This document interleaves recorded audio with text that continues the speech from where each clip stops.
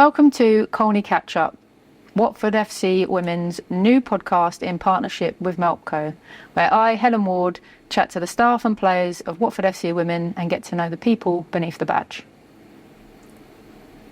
Did you like that? That was really good. So professional. First up today, we have Club Captain Megan Chandler. How are you, Megan? I'm good, thank you. How are you? I'm very well, thank you. I want to just get to know you a little bit better, find out the person behind the player. We all know what you can do on a football pitch, but I want to get to know the people that we work with and spend so much of our time with. So I just wanted to sort of touch on where it all began for you in terms of football. What made you get into it, your family support, all that kind of stuff. Why football? Do you know what? I was obsessed with football from, I think my mum would say 3-4 years old. Most girls had Barbies and I carried around a football, so it started really young. And my first memory was I used to play in the garden with my cousins. They loved it.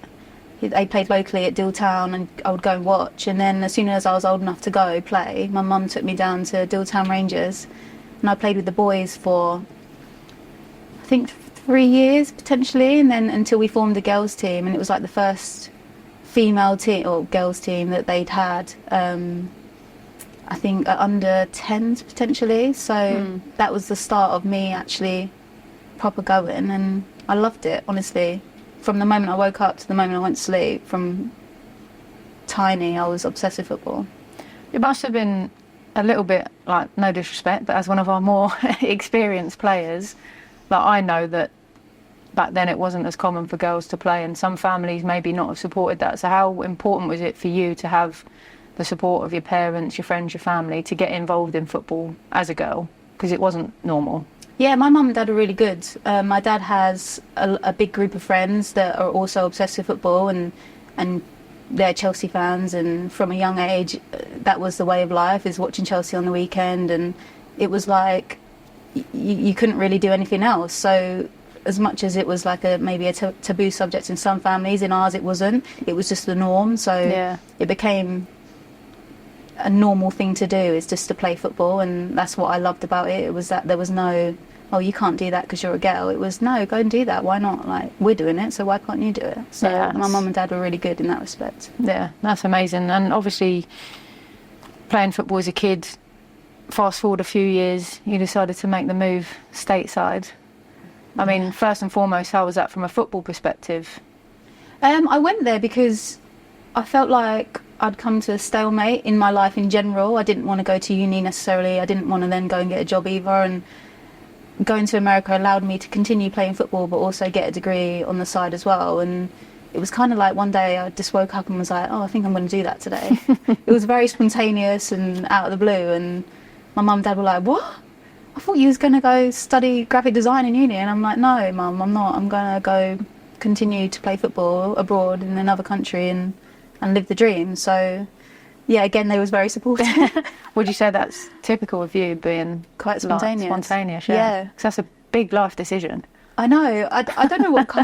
If I'm honest, looking back, I don't actually know what happened. I think I got to a point where I just didn't know. So anything was better than not doing anything. And with football, I was at Charlton at the time, and I was in and around the first team. I played a lot of first team games, and I don't know, I think you can go two ways. You either continue it and you pursue it at a high level, or you do something where you maybe just go to work or go to uni and you come away from the game. And I wanted to continue, and I just didn't feel like I was getting that progression in England. So that's why I made the decision to go, and it was the best decision I've made. And not just for football, but I can imagine it's like an unbelievable life experience as well. You must have learned so many things there. Yeah, honestly, I went to Colorado for the first 2 years and travelled around the states surrounding there, and we went to the national tournament and in Florida. So we did like a 3-day road trip from Colorado on a bus to Florida, and stopped off in Tennessee, Mississippi, Georgia. Like, it was just everything. Not quite the same as a 5-hour trip to Plymouth. Not quite the same.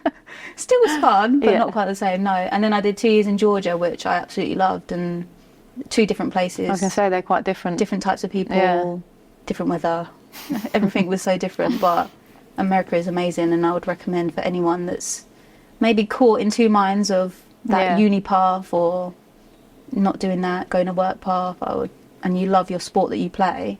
Because sometimes being pro is not for everyone, you know, straight away. It's a big jump, so... Yeah, and I think there still are loads of really good opportunities to go and explore, you know, especially whether it's the more States now or, as well. you know, in Europe as well now. Yeah, it's amazing. So I want to talk a little bit more about family life. You've got 2 wonderful little children. You also have 2 other jobs as well as football. How do you do it? I'm not sure, if I'm honest. Not so well sometimes. It's just about time management. Family is everything to me, and obviously when I'm not here or at work, I'm spending the majority of my time with them. They're my biggest supporters and my purpose in wanting to do well and give them everything that they need. So it's hard time-wise.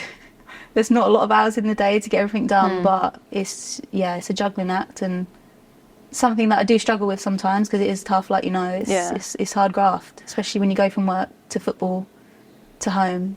But if you ever do get a chance to sit back and have a think, which I know is probably not very often, you must be, maybe it's something you'll look back on and be a bit more proud of, I don't know, but to be able to maintain a very successful career alongside a successful football career and having a family. I mean, can you tell us a little bit about what you do away from here, how you got into it and how you do sort of strike that balance? So my main job is I work for a publishing company in like the data department. So it sounds pretty boring to some, but it actually is. I find Each to their own. I find it really interesting. I work with obviously a lot of data. I do a lot of email marketing, coding, that kind of stuff, and that's my day-to-day job. Quite intelligent then. No, I mean, no, I'm not going to blow my own trumpet. It's a lot of like intricate work, and yeah, it's fun. It's something that once the football career is finished, it's something that I can pursue, and there will always be that need for that role somewhere. I've been there, as long as I've been here, six years. So yeah, and I enjoy it. I love it. And you've just started a new little venture as well, haven't you? And then I started a new little venture. Yeah, I work for Umbrella Financial, and I basically get female athletes to try and sign up to some sports insurance to basically help them get covered. Because obviously especially in the women's game, there's a lot of teams at the lower end of the pyramid that don't offer insurance while they play. And obviously we've had a lot of teammates over the years that have unfortunately suffered serious injuries and had to rely on NHS waiting times and their expensive operations. So it's not something that you can just pay, one day to suddenly find 10k for an operation. So I offer that service where they can sign up, and it just gives them a little bit of extra protection if they was to get a major injury. So it's something that's really important to me. I find it, super important. I had a lot of injuries last year, and I've almost had an eye-opener myself in that respect, that actually there is more to football than just playing football. There is things that come with that. So that was my main reasoning behind starting that venture. No, I think it's important though. I do think it's a subject that you probably, unless you're in it, you don't understand, that it's not what you see on the TV in the Premier League, and that some things aren't the same, and that's just another area that I think needs addressing. So, and I feel like unless it happens to you, you never think that you need it. Yeah. So although you may not want to pay out a monthly payment or a little monthly payment of whatever, in the long term, if that was to happen, then that you have that that back in just in case, because there will come a time when you may need it, and then you'll be like, well, I don't. So it's about taking responsibility for yourself and just putting yourself in a better position. Yeah, 100%. Because not all clubs are at that level, or yet. Hopefully we'll get to a point where you don't need to buy your own insurance, but until we get there, that's what it's there for. Just going back to your children, as a mum myself, I know the feeling of having your kids on the sideline supporting you. Can you sum up what that means to you when you're playing a game and you see your little one giving you a little cheer on the side, or at the end of a game congratulating you, commiserating, whatever it is? How does that make you feel? Yeah, it's everything. It gives you a whole different perspective on what football is and why you do it. And before having children, it's like you play it because you love it, but now there's a purpose bigger than just playing it. It's like, I want to show them that they can do whatever they want to do as long as they put their mind to it, and whether that's football or something else. It's, you know, you see mum doing this, and actually I can do that too, you know, breaking down barriers for girls, especially Adley. Like, if she wants to play football now, she knows that she can. Whereas, you know, if they don't come and watch, then they might not be able to see that. So having them on the sides, I want them to know that whatever they put their mind to, they can do it. And hopefully when they see me play, and they get that from that. Oh, if mum can do it. Yeah, if mum can do it, then I can do whatever. Yeah. I used to say, like, my kids have grown up with, like, 40, 50 role models between Wales and Watford. They've got that many female role models that can, exactly what you're saying, go out and do something that's a little bit different. But, you know, for boys and girls, I think it's so important. And then they go and tell their friends. And for me, that's the generation that we want to impact the most in terms of women's sport, not just football, women's sport. I don't know about you. Do your kids, do you know of any stories of them going into school and talking about what you do, and, you know, that impact that not only you having on your children, but their sort of wider little... I got caught in the playground a few months back, and the head teacher come over and said, I never knew you played football. I said, oh right, yeah, I do, yeah. And they said, yeah, for Watford, right? I said, yeah. And I got all a bit flustered. And he goes, Adley's been telling us she was playing football in the playground today, and she was just like, I think one of the boys had made a comment about how she shouldn't play, and she goes, well, my mum plays, so why can't I play? And I was just like, oh, do you know what? If I do anything playing football, like, that in itself is enough, because she's had the confidence to say, do you know what? No, I can do that. And it was just in that little moment, I was just like, oh, like, we've come a long way. Yeah. Because, you know, sometimes children struggle with confidence and stuff, and there's been times where she doesn't want to play, and even Knox to an extent hasn't wanted to for whatever reason. Yeah. And if me playing football has allowed her to have that confidence to be able to do that, then I'm doing something right. So they haven't roped you into a school assembly yet then? Yeah, well, that as well. Yeah, I've been definitely put forward for a few assemblies to, in the future. But I think it is, for, as I said, for women's sport, it's an important part of how we grow, and probably an undervalued one. But for kids and adults, to be fair, to see it, rather than just hear about it or it's something that's on the TV, to see it in real life, I think, I mean, I don't know if you think the same, it's a big role to play in the growth of everything. I think sometimes when you play, when you're a footballer that's, say, not in the WSL, or obviously we come down from the Championship now, and people ask you, what league do you play? And you say, I'm in the third tier now. Yeah.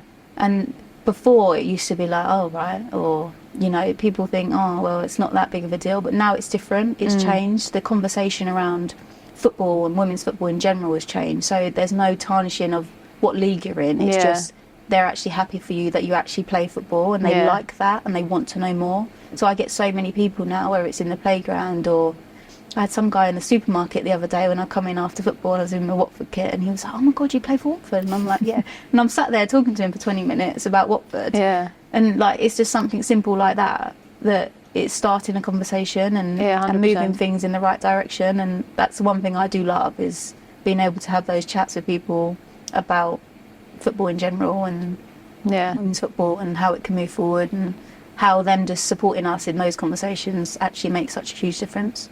Yeah.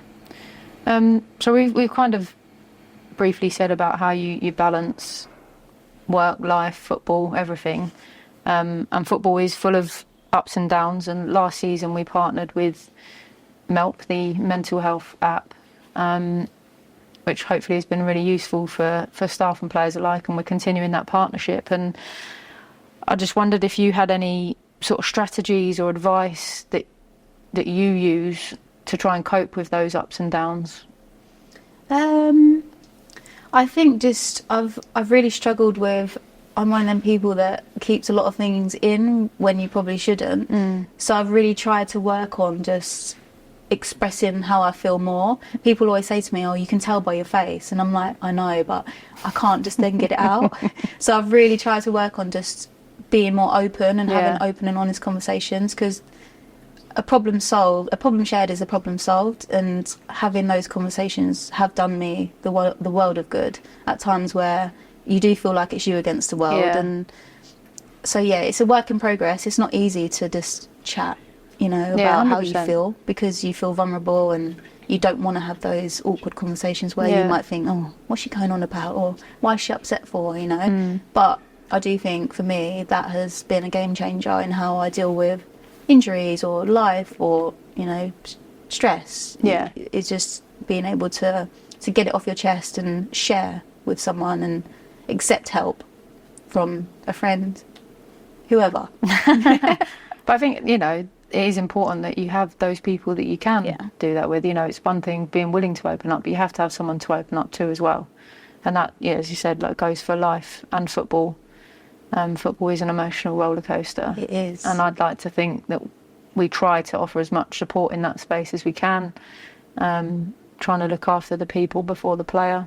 And ultimately, that's sometimes what is difficult for a player is you worry about, if I open up, is it going to be a sign of weakness? Is that going to affect my place in the team? Are they going to trust me? So it's a really fine balance to get that trust in the relationship between a player and the club and the staff at the club, to know that actually we're here for you, and what you tell me is you as a person. It's nothing to do with you as a player, and trying to work through it together. No, it's true, because if you're a happy person, then you become a happy player, and your performances show on the pitch when you're feeling good in yourself. And last year was a big eye-opener for me, is Damo always said, people first, then player. And I was a bit like, all right, I get that. You do give me the vibes of people first. Yeah. But it wasn't until you get injured and you actually sit down and you think, and he chats openly and honest with you about how you feel, that you actually are like, it is actually that. Yeah. We are people It's first. not just a tagline. No, it's not just something you say to get people involved and be like, Watford's a good place to be. No, it actually is that. And there's been times, not just for me, I know all the girls have said, they feel most comfortable being here when they're free to be themselves and speak about how they feel. And there is so many people that you can chat to and feel comfortable to chat to here, which is why it's one of the reasons why I love being here, because I'm able to be me, whether that's grumpy me, sad me, happy me, and then that comes out on the pitch. And you see that me. kind of transitions nicely into my next point, actually. It's as if we planned it. Oh my gosh. You've actually just started your 6th season here. Gosh. As a Watford player, and I think alongside Anna Maywald, you are our longest serving players. So why keep coming back? Well, the list is so kind of long. Just, you summed it up a little bit there, but I come to Watford when I was in a place of, should I still play football? When you have a bit of a rubbish season, you don't feel valued, and you're just a bit like, it's football for me. Yeah.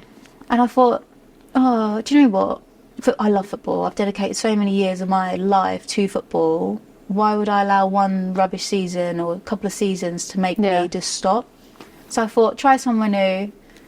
And honestly, it's been an eye-opener to what I feel like football should be for a player. When I first came in that first season, it was like I fell in love with football. And people might say, that's a bit cringe, but it's true. You know, as a player, when you're at a place where you feel most comfortable to be you on the pitch and off the pitch, you just want to stay, because you love that feeling that you get when you step on the pitch and be able to play so freely and just enjoy it. I think when you stop enjoying playing, then that's maybe when it's time to move on, or maybe have a little look about yourself and just think, what do I actually want from my career? And I've had 6 very positive, enjoyable seasons, and for me they just keep getting better.